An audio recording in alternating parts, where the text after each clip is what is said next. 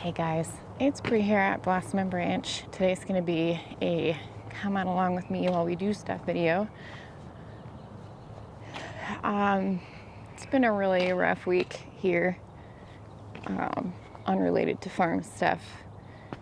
My sister passed away, not last night, but the night before.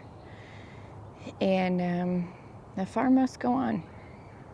Anyway, let's go.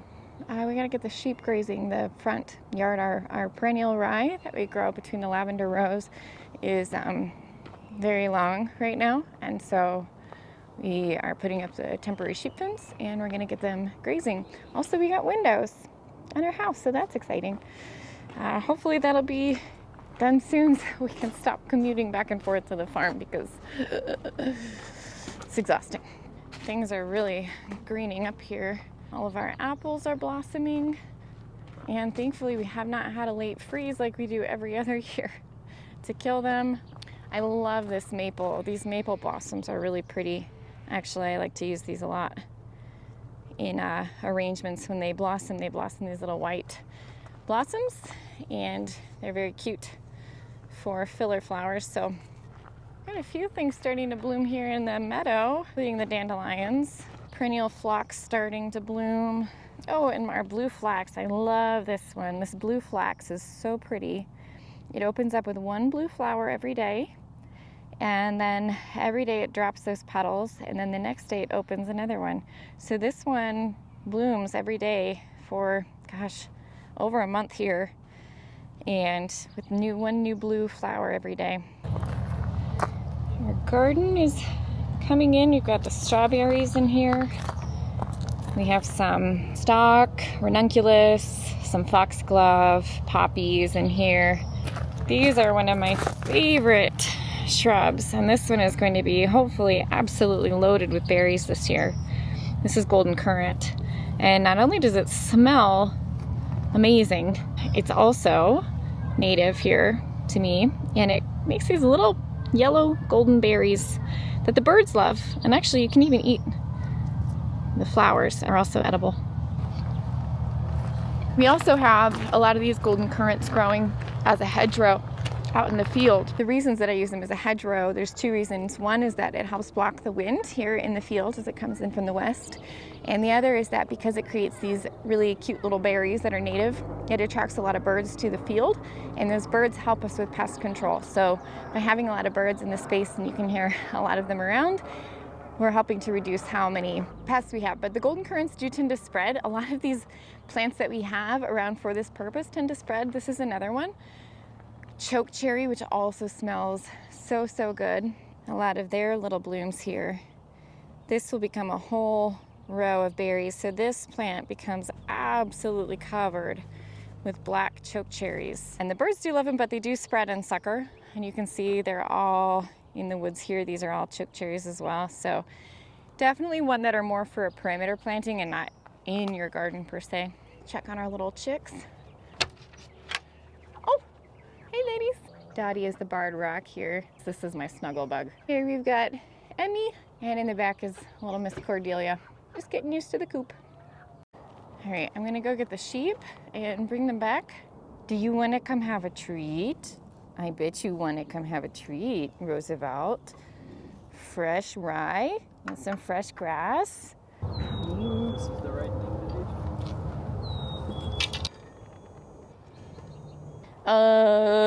So what happened?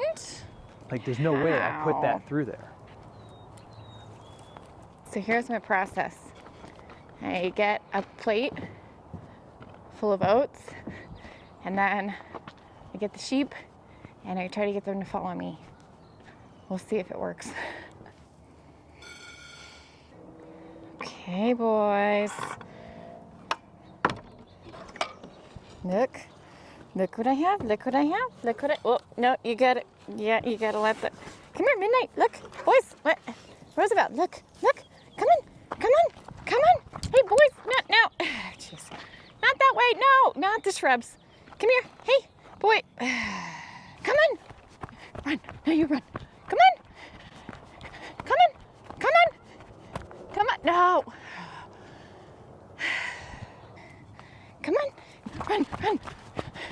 No. They're getting distracted. Come on. Come on. Roosevelt. Roosevelt. Come on. Come on. Midnight. Go. Go. Go. Come on. Come on. I got it. I got him. So they'll eat down all this rye that's growing in between the rows, and then they pretty much leave the lavender alone. So to keep them from getting out, we've just got a little plug-in electric fence electrifier. So this fence is now very mildly electrified. I mean, you wouldn't want to grab it, but you can see that the sheep know, especially they remember that this fence is usually energized, and so it usually only takes them touching it a couple times with their noses, usually because they have so much wool. If they just brush up against it, it doesn't really affect them, but if they touch it with their nose, then they'll get a little shocked, so they just kind of stay away from it. All right, so I'm headed now. I'm gonna go start to remove the mulch off of our dahlia rows. So you might remember that we overwinter our dahlias here. I'm zone 5-6, and I pile them up with tons of leaves in the fall. We have a whole video about how we do it. That way I'm not having to dig them in the fall and store them all winter. So if I need to divide them, I am digging them in the spring before they sprout. So usually for me, about 6 weeks, 4 to 6 weeks before last frost, I will, once the ground is actually thawed, I will dig them up and divide them in the spring and then replant them. And that way I'm not having to store them all winter. They store in the ground, and that just tends to have a much better rate of success for me. But unfortunately, with all this going on, I've missed my kind of window.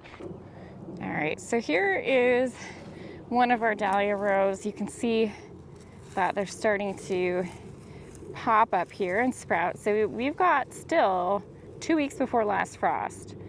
So, you know, I'm keeping this mulch on, and that way, in case we do get a frost, I might even throw some cover over these, because you can see actually we did get a frost, and look, the tips, so we actually did get a frost, and like the tips of these ones got burned. So this is the downside, is that if they start to emerge, they could get hit by a freeze or a frost. So I should really be covering these. I should have covered them this week, but life got in the way.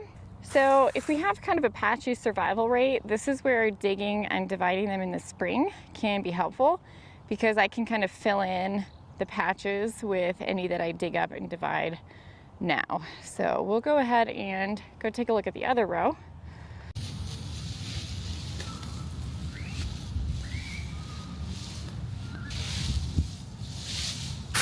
As you can see, we've got quite a few little shoots coming up, and again, they're pretty small and white because they've been covered by the mulch here while they've been sprouting. Again, I was a little late. We're about 2 weeks from last frost, so this is a little bit late to be uncovering these, but again, I was a little worried about frost risk, so it's okay.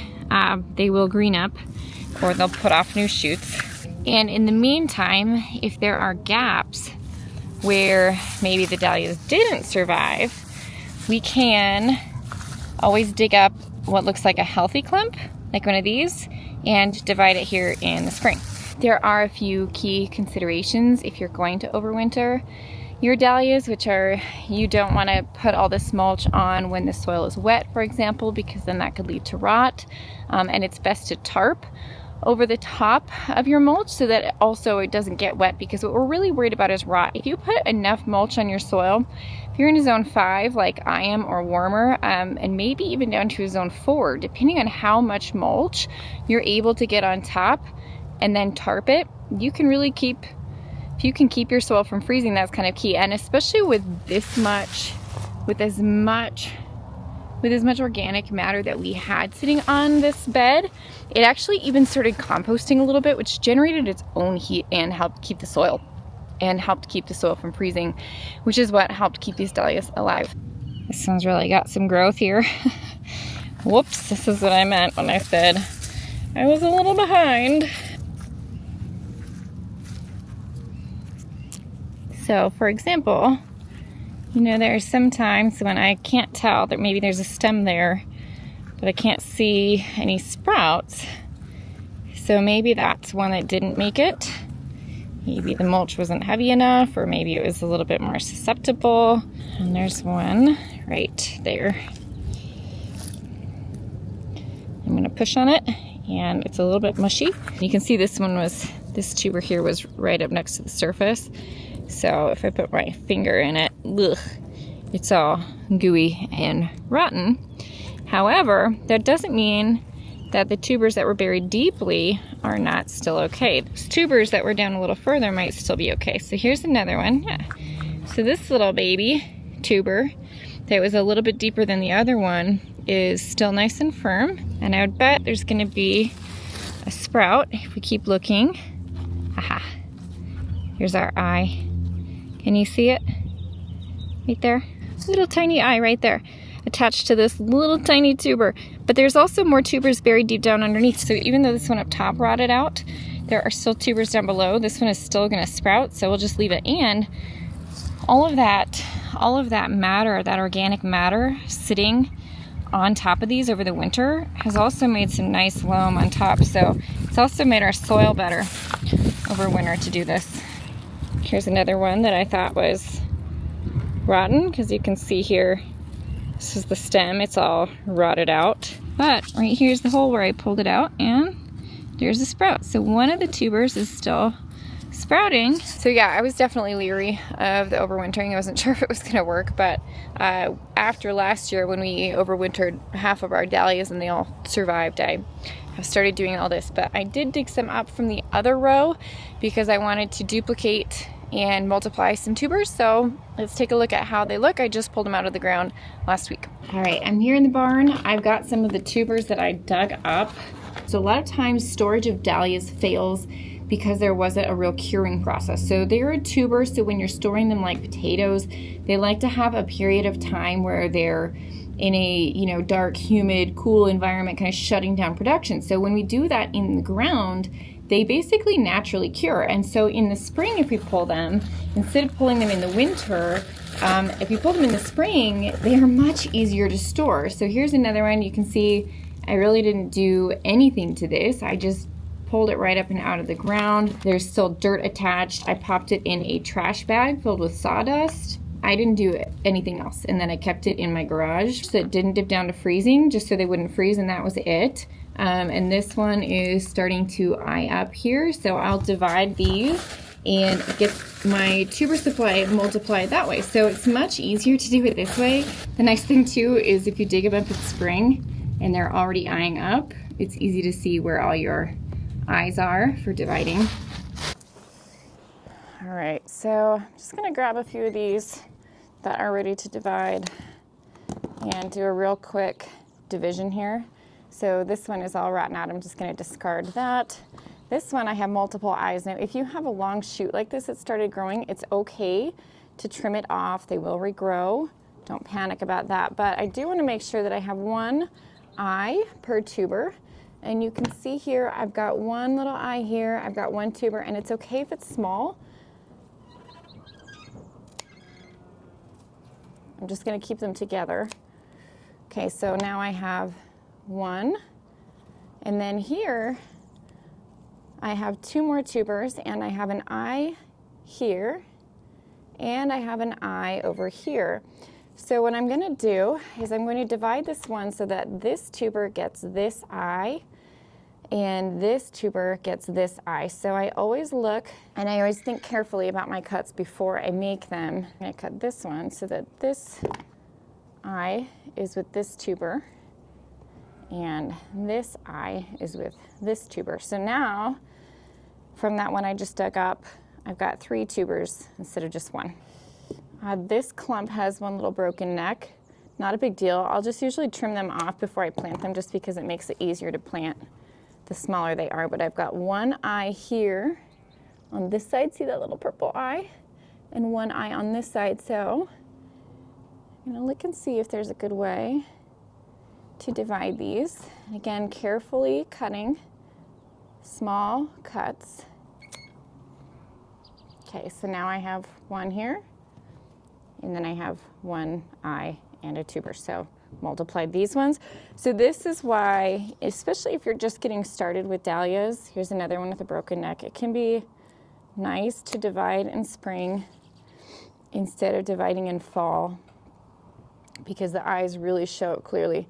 Here again, I've got some eyes just developing here and some on this one, so I can divide this one.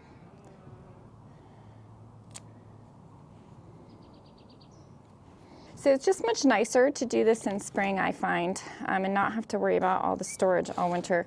Some of the bigger ones are a little bit more unwieldy. Trim the stem down. And if you're not sure where to make a cut, sometimes the easy thing is just to cut the whole clump in half.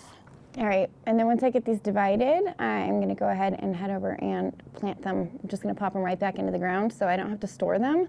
So that's the benefit of doing this late, is I don't have to worry about storing these and keeping them above freezing, or really them drying out. I'm just gonna dig them up, divide them, and pop them right back into the ground.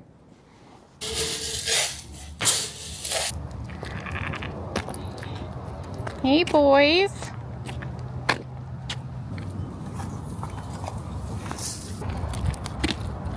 Not the porta potty. Good boys, come on.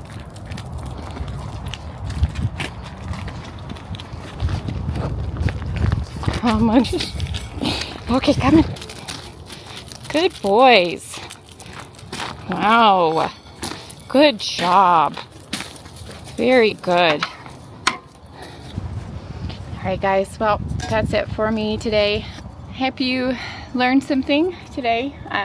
Sorry for my discombobulated video. Just kind of wanted to take you guys along on a quick what's going on day. So life at the farm, you know, doesn't stop with grief, and it certainly doesn't wait for us to be ready.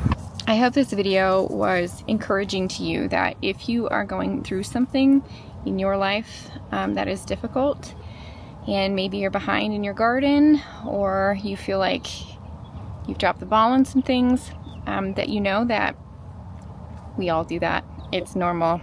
It's okay. Your garden will be fine. You can always pick it back up, and it'll be there waiting for you. And I hope that everybody gives their loved ones a big hug for me today, and we'll see you guys around here soon at the farm. Say bye, Midnight. Midnight just feels so good. Oh yeah, I know.